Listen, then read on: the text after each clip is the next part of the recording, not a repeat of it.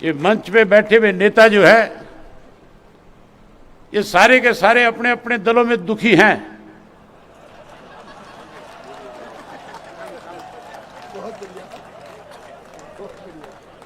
ये कह नहीं सकते, ये मजबूर है, लेकिन इन सब की इच्छा है कि कोई इनका नेतृत्व करने वाला बने।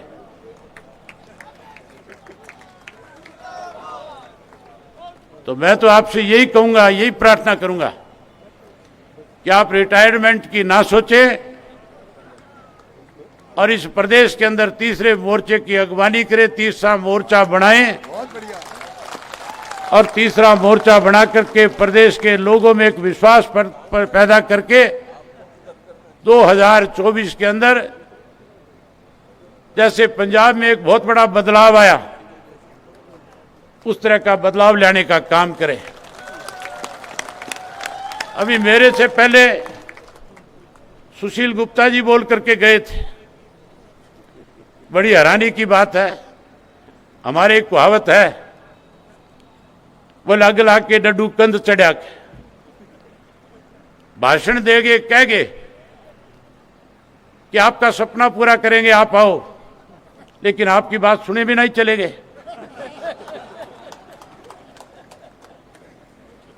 ख्वाब दिखाने वाले बहुत आएंगे, लेकिन आपका राजनीतिक जीवन बहुत बड़ा रहा है।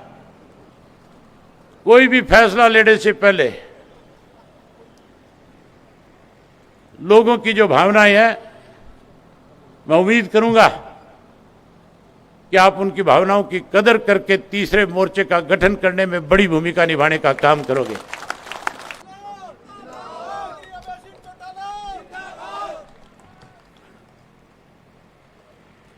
आदर और सम्मान के योग आज के इस समारोह के प्रभारी श्री रामविलास शर्मा जी, आज चौधरी वीरेंद्र सिंह जी के जन्म दिवस पे आज उनको बधाई देने के लिए आए हुए अलग अलग राजनीतिक दलों से मंच पे बैठे हुए सभी राजनेतागण, खाप पंचायतों से आए हुए सारे खापों के प्रतिनिधिगण, सामाजिक संगठनों से चौधरी साहब को उनके जन्म दिवस के ऊपर मुबारक देने पहुंचे हुए सभी सम्मानित साथियों, आज इलाका से आए हुए चौधरी वीरेंद्र सिंह जी के प्रति अपनी श्रद्धा, अपना प्रेम और अपना आशीर्वाद देने के लिए आए हुए आदरणीय बुजुर्गों, नौजवान साथियों, सम्मान के योग्य माताओं, बहनों, पत्रकार, छायाकार दोस्तों, मैं भी आज जहाँ चौधरी साहब को जन्मदिवस की हार्दिक शुभकामनाएं देने के लिए आया हूँ, जहाँ मैं अपनी तरफ से, अपने परिवार की तरफ से, अपनी पार्टी की तरफ से आपको आपके जन्मदिवस की हार्दिक शुभकामनाएं देता हूँ। परमपिता परमात्मा से प्रार्थना करता हूँ कि आपकी आयु लंबी हो, आप लोगों की जहाँ सामाजिक सेवा कर रहे हो, जहाँ अपने राजनीति में रह करके प्रदेश के लोगों के लिए अच्छे फैसले लिए, आपने लोगों के दिलों में अपनी जगह बनाई। आज 50 वर्ष आपने अपने राजनीति के पूरे किए और मेरे से पहले रामपाल माजरा जी कह रहे थे कि चौधरी वीरेंद्र सिंह ने फैसला लिया है कि अब मैं चुनाव नहीं लड़ूंगा। चौधरी साहब राजनीतिक आदमी, एडवोकेट, डॉक्टर और अध्यापक कभी भी रिटायर नहीं हुआ करते। रिटायर्ड तो वो लोग होते हैं जो समाज में अपनी पहचान खो बैठते हैं। आपने समाज में बहुत बड़ी पहचान बनाई है। आपके इस राजनीतिक अनुभव का अब आने वाली जो पीढ़ी है उसको आपकी उस प्रेरणा की बहुत ज़रूरत है। इसलिए हम आपसे कहना चाहेंगे कि आप फैसला तो अपनी मर्जी से लें, लेकिन लोगों की भावनाओं से, जो आज आपके प्रति इतनी बड़ी संख्या में आज आपके प्रति जो प्रेम भाव, जो श्रद्धा लेकर के आए, उनसे ज़रूर पहले पूछ लें कि मुझे क्या फैसला करना चाहिए। मैं तो आपसे यही निवेदन करूंगा, मुझे याद है सन 1988 के अंदर जब चौधरी देवीलाल की उम्र 75 वर्ष की हुई थी, दिल्ली के बोट क्लब के ऊपर चौधरी देवीलाल जी का जन्मदिवस मनाया जा रहा था। लाखों लोग वहाँ एकत्रित हुए थे और उसके साथ साथ कोई भी राजनीतिक दल ऐसा नहीं था जिस राजनीतिक दल के लोग चौधरी देवीलाल के जन्मदिवस पे उनको अपनी शुभकामनाएं देने के लिए ना पहुंचे। और उस दिन जो है एक बड़ा फैसला राजनीति का हुआ था। उस वक्त देश के हालात भी आज के हालात है इसी तरह के थे। देश के लोग मौजूदा जो उस वक्त का शासन था उससे दुखी थे। लोगों की इच्छा थी कि बदलाव हो, और लोगों की ये इच्छा भी थी कि इस बदलाव के अंदर सारे जितने भी राजनीतिक दलों के लोग हैं वो कहीं ना कहीं राजनीति से ऊपर उठ करके देश को बचाने के लिए अपना लालच त्याग करके एक मंच के तौर पे इकट्ठा होकर के इस देश की लड़ाई लड़े। आज भी इस प्रदेश में हालात इस किस्म के हैं। आज लोग दुखी हैं, परेशान हैं, लोग आज बदलाव चाहते हैं।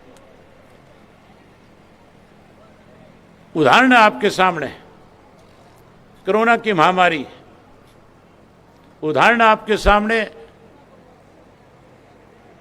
इस देश के अंदर कृषि के जो 3 काले कानून बनाए गए थे, किस तरह से 1 वर्ष तक लोग जो है अपना घर बार, परिवार, खेत, बच्चे सब छोड़ करके गर्मी सर्दी हर मौसम में एक लड़ाई लड़ रहे थे। और उस लड़ाई में कहीं आपने भी राजनीति से ऊपर उठ करके किया था, उस आंदोलन के लोगों में एक विश्वास पैदा किया था।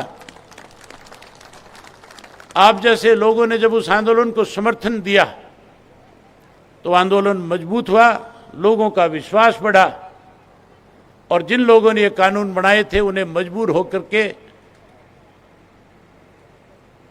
वो कानून वापस लेने पड़े, और कानून वापस लेकर के फिर से किसान को एक बार सम्मान के साथ घर की वापसी करनी पड़ी। आज जरूरत है आप भी जिस तरह से चौधरी देवीलाल ने एक तीसरा मोर्चा बनाया था, जिस तरह से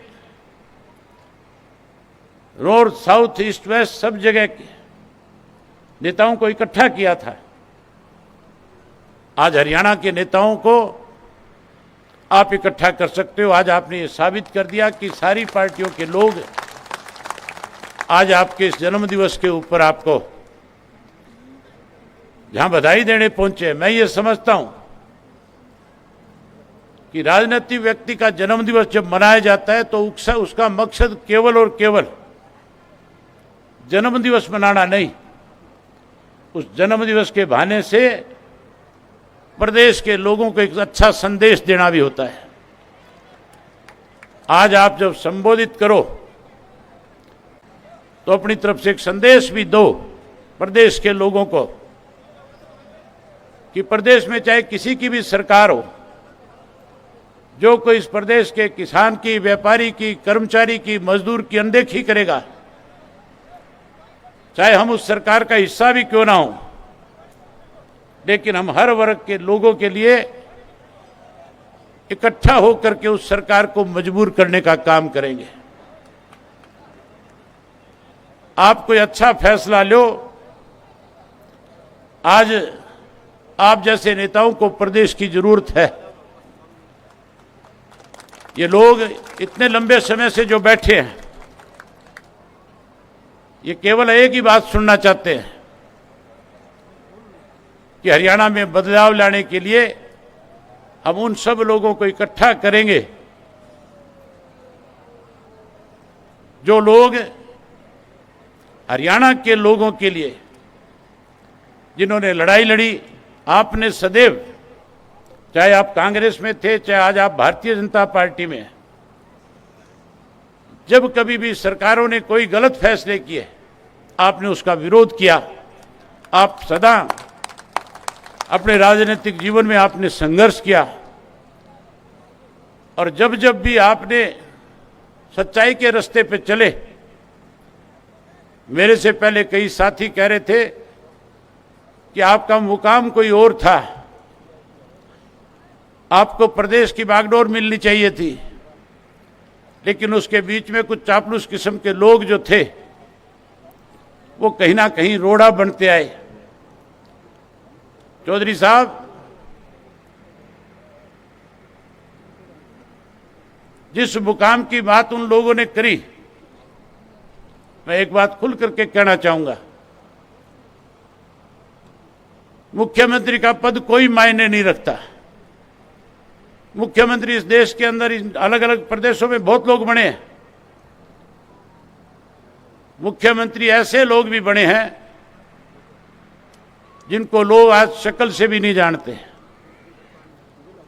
लेकिन जो राजनीति, जो संघर्ष आपने अपने जीवन में किया है, जो लड़ाई आपने लड़ी, जिस ढंग से लोगों में अंदर आपने एक विश्वास पैदा किया, उसके लिए आप बधाई के पात्र हैं। आज भी लोगों के दिलों में आपकी एक अलग पहचान, एक अलग जगह है। मैं तो परमपिता परमात्मा से यही प्रार्थना करूंगा कि आप राजनीति में आगे बढ़ें, आने वाली पीढ़ी के प्रेरणा स्रोत बने, लोगों के दिलों पे इसी तरह से राज करें, और जहां कहीं हरियाणा प्रदेश के लोगों की कोई अनदेखी करे, वहां ना केवल आप उसका विरोध करें, बल्कि जिस ढंग से आपने लोगों में जागृति पैदा करी, उससे भी बड़ी जागृति पैदा करके इस प्रदेश में बदलाव लाने का काम करें।